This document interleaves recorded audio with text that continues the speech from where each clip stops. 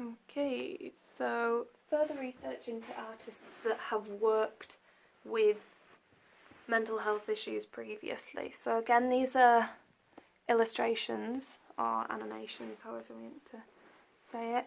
And these are by Toby Allen. They were created in 2002, and he works on drawing monsters, creating something for someone to envision, to then help them overcome it, give it a physical form to imagine it as, and discover its weaknesses in that sense. And yeah, this could be a way for someone to envisage it, someone to get over it. This is how he managed to overcome anxiety from the physical form. But in a sense of stigma, I feel describing anxiety and mental health issues as monsters is not a good way to describe them for people that don't exactly know what they are. For people that suffer from them, it would be a good way to envisage them as a physical form for them to then fight. But for people without the mental health issues or without the awareness of the mental health issues, it's harder for them to physically manage the idea of monsters, and it's more scary than thought about. So I did look into and analyse some of the points that he used. So I did kind of the four main mental health issues that I would look at. So the ones that I looked at previously, I've done schizophrenia, bipolar, depression and anxiety here. With the schizophrenia, it's a green and yellow colours. The colours there could represent, well, they can represent irrationality, fear. With the green and yellow, the contrasting can make it quite scary. The gas bubble to take over the brain without even knowing. So schizophrenia, they suffer, they don't know the difference between who's speaking. So it's it's like the different voices in the head that can't tell sometimes which one to listen to and what's the right form. So that could be the gas bubble taking over, represent how horrid a mental illness is, how ugly and messy the monster is made. And he's sitting in the shadows, and he tells people what to do, because it looks as if he's telling people what to do. He's not moving, he's just like, do this, commanding. Okay, so he wants his victims to think the monster is powerful and controlling, accompanied by other monsters like paranoia. Bipolar, so the hot and the cold. In the opposite one, the hot and the cold, the fiery emotions, and the sudden depressive states. So to represent the red for the hot, the fiery emotions, and the cold for the blue, the coldness, the lack of emotion. This one, it's more of an agile body, so it's quick, it's agile body to quickly change the moods from hot to cold, from the depressive state to the fiery, energetic. Different colours throughout the body, both affects the whole body, so it's all over and it's just a quick snap and the emotions changed once again. So he's described it as fighting for the control of the body. Each side attempts to take over their shared body. The victim will experience alternating states. So the next one was depression. So the way I looked at this, it was floating in white, the purple, and the blue, the coldness to represent the lack of emotion, the purple, suppression, inferiority, the size and the shape represents someone suffering. So depression can come on for a lot of reasons, but many people suffer because they might have body issues. They might think their body doesn't look right and represented the same way as this. He's covering his face, as you can see, so you can't actually see his face. and he's looking down and he's upset and he doesn't want to speak about it. But yeah. So as the tail goes down, I've also written the tail goes from a darker blue to a lighter blue, which could mean coldness and lack of emotion. Then it kind of fades off to a white, which could represent emptiness and how people feel completely empty and not wanting to suffer anymore, which could then lead to suicide. But yeah, the Toby Allen's represented it as floats around endlessly, covering its eyes to hide its face. Only relief is to share the depression. The victim is unaware of the monster but will develop a state of deep depression. Absorbs any positive emotions. And then finally the anxiety. So with the anxiety, I've kind of looked at the red at the end. So red can be danger and fear. And then the clock could represent a fear of being late or running out of time. The mask, to make whispering into someone's ear easy, as if anxiety is telling, oh, that's a fear. What about this? Did you think about this? It looks almost feline, so with the big ears, cats tend to be quite sneaky and quite quiet.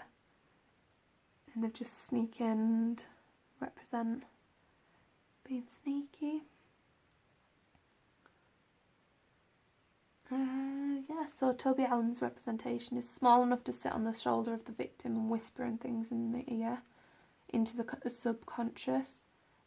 Fearful thoughts and irrational worries, most common and hard to get rid of. Small objects that link to the irrational here, so the clock there. But yeah, I really like how he's thought about everything. He's thought about the colours, the shape, the size, the agility, everything like that's thought about, and it links back to the mental illness. So yeah, I then did the same again for the Inktober by Shauna Cross. So again, she looks at mental health issues, but she's more of an illustrator rather than not an illustrator. She draws them as monsters and more of scary monsters than cartoons. So her interpretations are more realistic for people to relate to and how they feel within their suffering with that mental illness.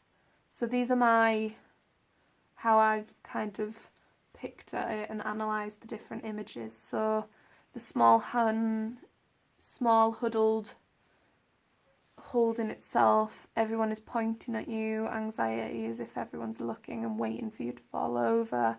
Arms should represent not letting anyone in to help with that one. So he's got his arms crossed, he can't help. He's just suffering from everyone looking at him and like pointing at him as well. So schizophrenia, monsters in the cloud could represent the voices someone might hear. Strong pose as if listening to the voices within the cloud. Ribs showing could have been brought on by another mental health disorder like anorexia. Face almost concentrating on what the monsters are saying. Bipolar down here, unwanted second person growing from the person. So it's as if there is two different entities within the body and the second one is unwanted. And with different facial expressions. So the one in the background is quite like eager-eyed and ready to pounce, whereas this one's really deeply depressed and really manic depression.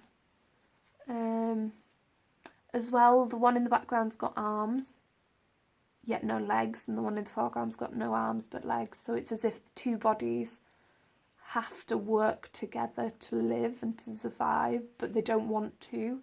And there's not a whole body with an alternate emotion. They have to work together because there's the arms linked to one half and the legs linked to the other with that one. And then there's the major depressive disorder down here. So he's sinking into the ground. It's as if he's drowned in quicksand and he just can't get out.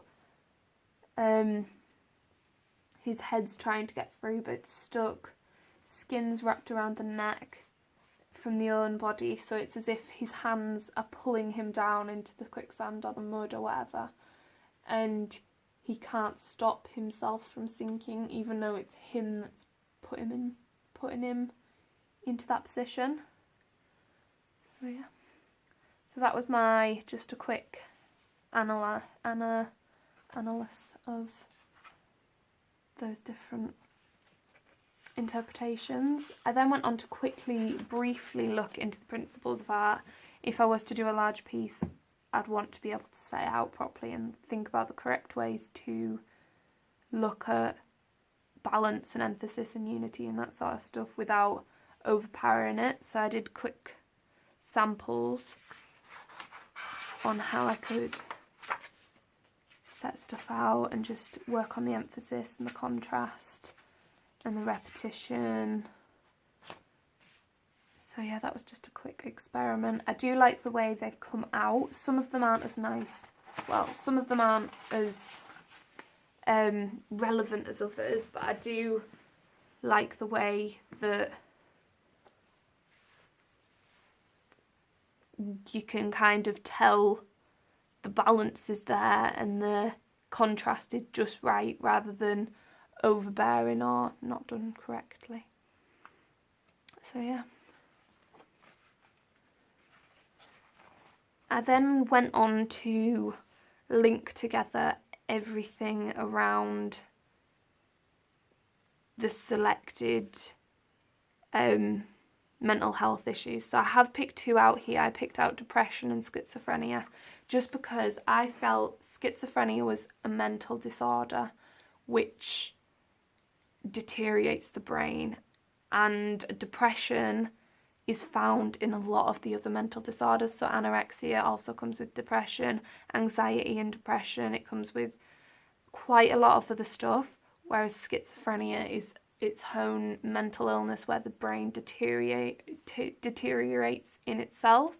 So that's why I picked out these two, and with them I've listed the appropriate colours which could associate the appropriate movements for the different marks. I've picked out the appropriate textures, emotions, that sort of stuff. I will run you through some of them. So obviously the appropriate colours, the blue for the coldness, the fear, which could represent the isolation, the feeling of numb and empty, also represent the optimism. So the yellow, it represents emotional,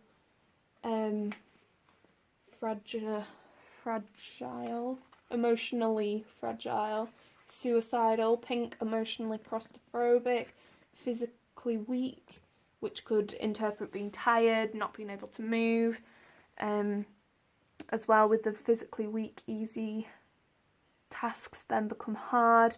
With the pink and the yellow, they could also represent optimism, so how life was beforehand, or how, looking back at how happy you were.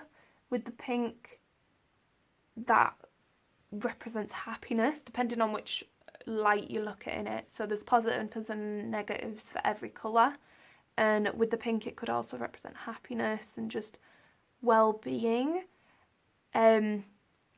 Although it's also, emotionally claustrophobic and physically weak. The appropriate movements for that one as well. So the slow and wobbly, as this could represent being tired, and the lack of confidence, moving slowly. The incomplete shapes, because the shapes completed was more loved and hopeful and content. So you'd use incomplete shapes to show the opposites. The smooth downward motions to complete the to represent the sadness and the effect of drowning, with the darker colours towards the bottom of the page, possibly. But yeah, so with these I did create a couple of designs as well, just based around the criteria that I've kind of written out there. Okay. So, and then the same for schizophrenia, how each colour relates to each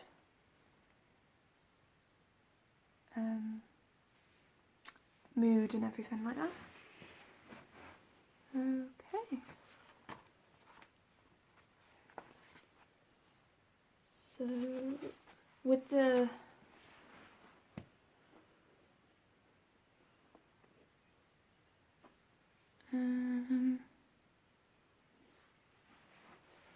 with the schizophrenia, so appropriate colours, the yellow, the fear, the irrationality, scared of your own mind, emotionally fragile, could represent not knowing which emotions are yours and which are coming from the illness.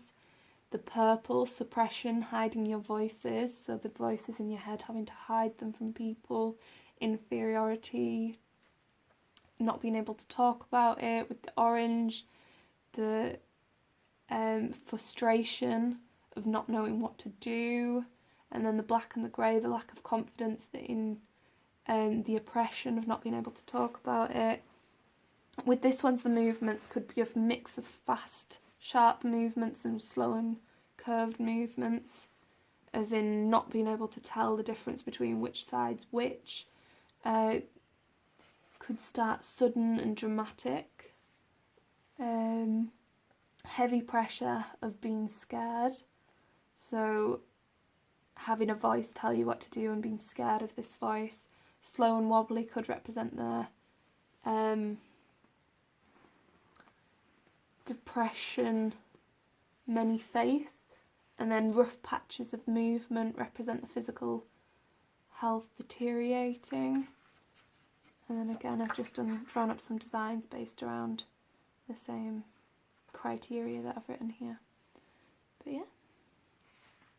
So after drawing up those designs, I did select which one I wanted to do. So I do want to focus more on the depression rather than the schizophrenia, although I do like the idea of schizophrenia, and I feel like I can specifically go into one route with the depression, so down one path, whereas with the schizophrenia it would be more two, as I'd have to cover the depression as well, because there is elements of depression within schizophrenia. So I feel like if I cover this, if I were to go on to cover a different mental illness, I could then cover schizophrenia and link in the information that I've gathered from the depression and slot it in, and it'll just work and it'll flow. But I feel like the base is with the depression and the solid foundation.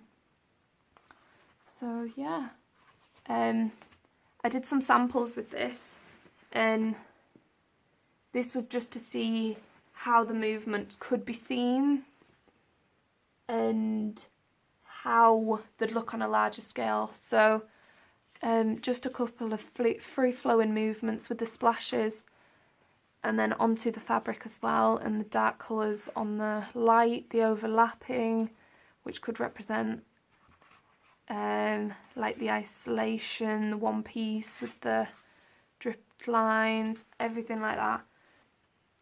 But I just wanted to sample it, and this colour selection as well, so with the pink in there and the blue and the darker colours, just to see what it looked like. But yeah, I'll finish that there.